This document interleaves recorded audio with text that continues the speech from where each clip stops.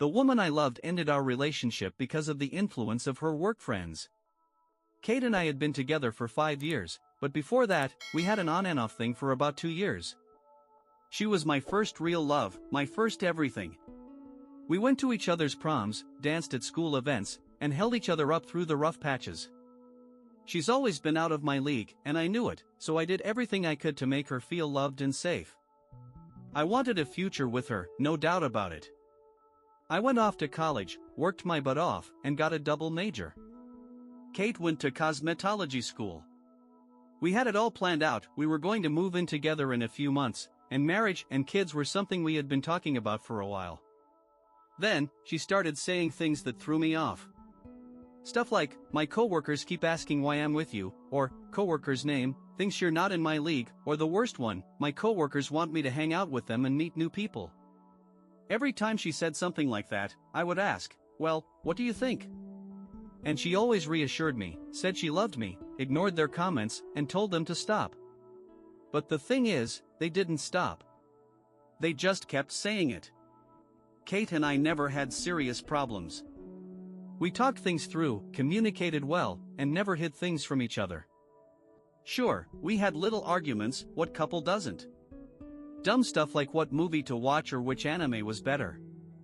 But nothing real, nothing that should have torn us apart. Then she got that job at the salon. That's when all of this started. She worked with only women. No, she didn't cheat. No secret messages, no disappearing acts, no hidden social media accounts. She was faithful.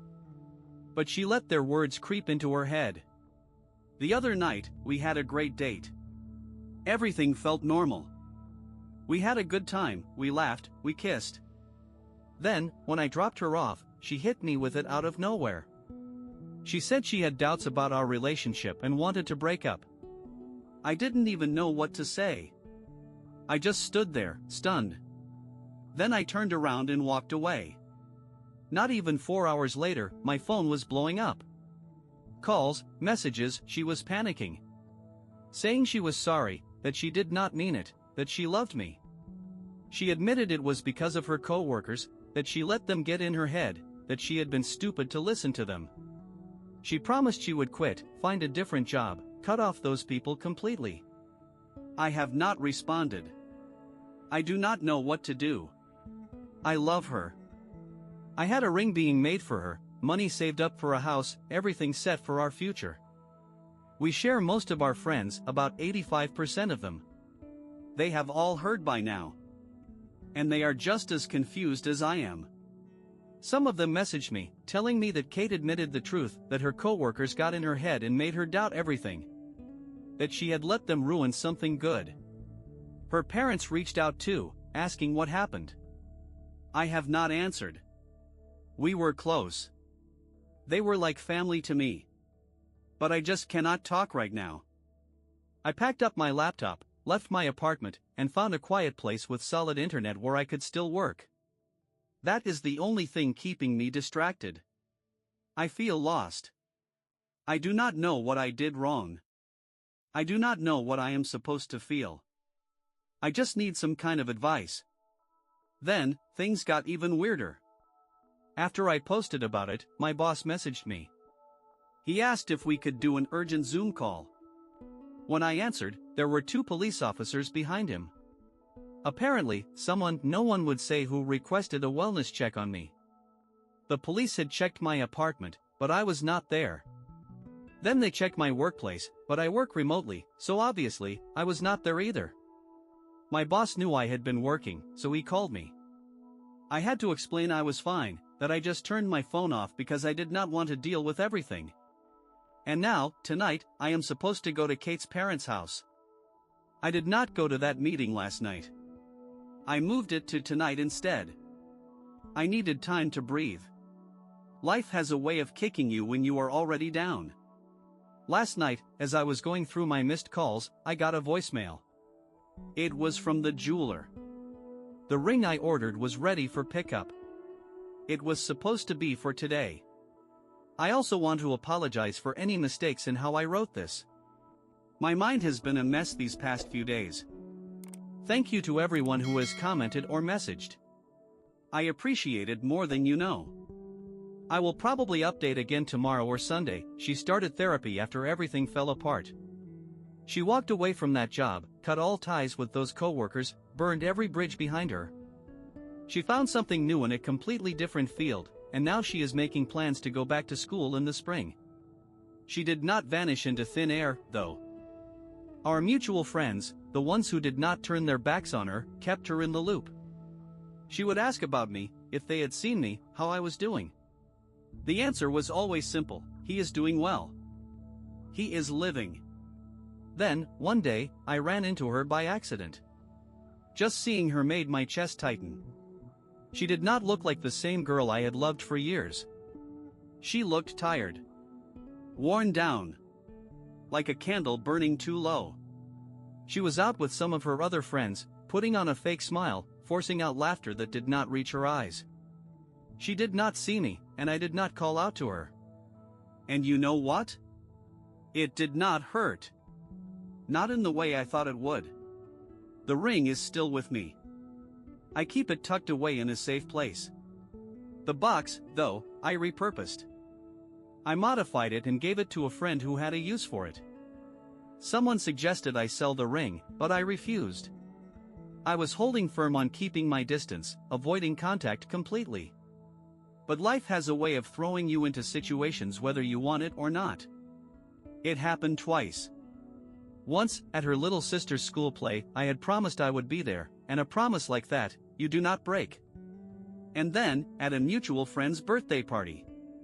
We kept to ourselves, small talk here and there, but nothing more. And then, just when I thought things were settling down, everything changed. I do not remember much about that day. My friends had to fill in the blanks for me. For the past month, I had been getting these brutal headaches, right behind my eye. They made my vision go blurry sometimes. I brushed it off, figured it was just stress, lack of sleep, maybe a mix of both. Then, that day, I was out with two of my friends, just walking around, talking, shopping. I was not feeling great, but I was pushing through.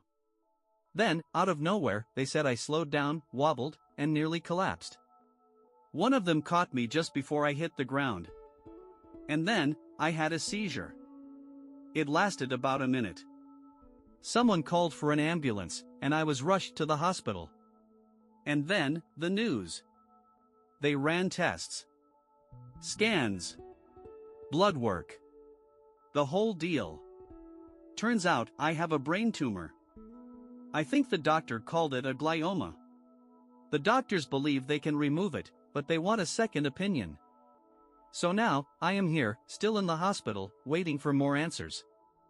My friends told everyone, Kate included. She showed up with her family. I missed them.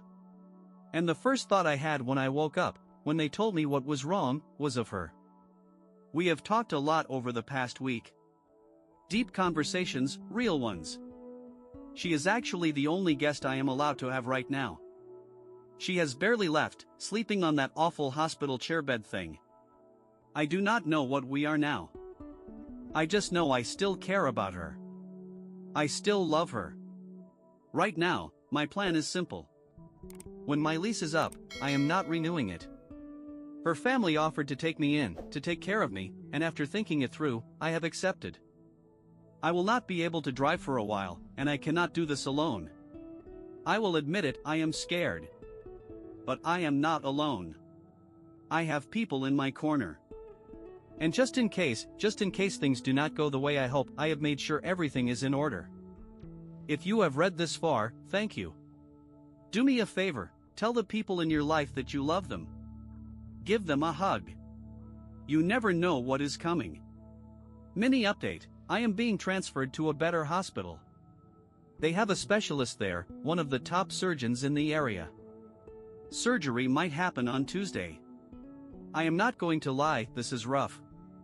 I had another episode earlier. My mind feels like it is slipping. I cannot be left alone. I feel trapped. The only thing keeping me sane is my friends stopping by, even if just for a few minutes. My boss has been incredibly supportive, reassured me my job is secure, and is working things out with insurance and leave. Kate's little sister made me promise I would be okay. I am afraid of breaking that promise. Update from Kate. OP is out of surgery and stable. Hello. This is Kate. I am not sure if I am doing this right, but I just wanted to let everyone know he is out of surgery. The surgeon said they believe they got most, if not all, of it. The procedure lasted over 8.5 hours. There were some complications, but they stabilized him. He is in the intensive care unit now, and they are monitoring him closely. Please, keep him in your thoughts. I just want to say, I love him. I know I messed up. I was an idiot. But I will spend every single day proving to him how much he means to me. I do not care how long it takes. To most of you, he is just a stranger. But to me, he is everything. Please send him good thoughts. That is all that matters now. Thank you.